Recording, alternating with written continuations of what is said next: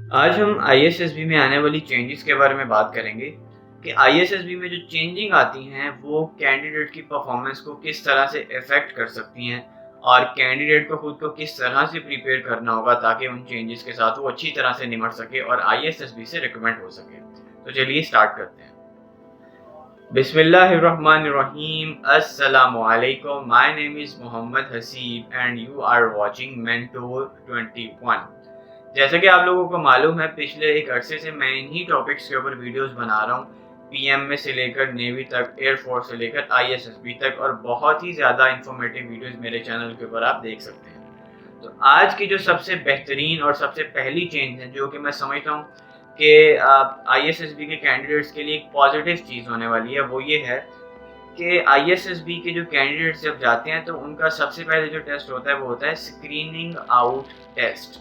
अब मैं ज़रा आपको प्री रेक बता दूं कि ये है क्या बेसिकली। देखिए, जब आप पहले दिन जाते हैं आप ISSB में, तो पहले दिन की शाम को आपसे होती है फॉर्म फिलिंग। वो फॉर्म फिलिंग कंप्लीट कर लेते हैं, आपका दिन खत्म हो जाता है। अब जो नेक्स्ट डे स्टार्ट होता है उसको कहते हैं हम ISSB में फर्स्ट डे।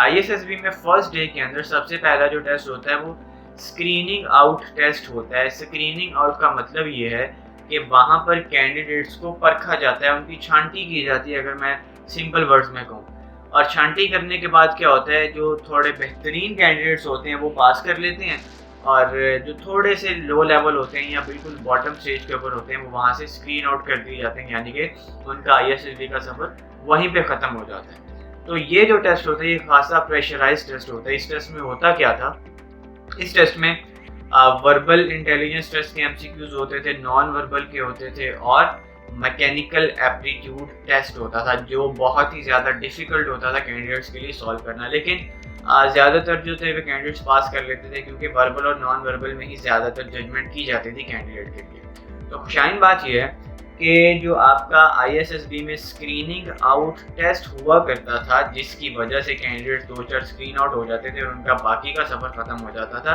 और वो पहले दिन ही अपने घरों को वापस लौट आते थे, तो वो जो टेस्ट है वो ख़त्म कर दिया गया है। तो इसके रेलिवेंट अब क्या चीज़ लेके आई जा रही है, क्या होने वाला है, ISSB के बाकी के स्केड्यूल्स क्या होंगे, ये जानने के लिए आपको मेरे चैनल के साथ अटैच रहना होगा, ताकि आप बाकी की सारी अपडेट्स के साथ जुड़े रहें और अपने आप को उन्हीं चैलेंजेस के सामने मद्देनजर रखते हुए खुद को अच्छे तरीके से प्रिपेयर कर सकें। तो ये थी सबसे पहली चेंज। बाकी चेंजिंग क्या है और किस तरह से उनको आपने करना है और किस चीज़ को वो रिप्लेस कर रही हैं, इसके बारे में हम बात करेंगे अगली वीडियो में। अपना बहुत सारा ख्याल रखिए। अल्लाह हाफ़िज़।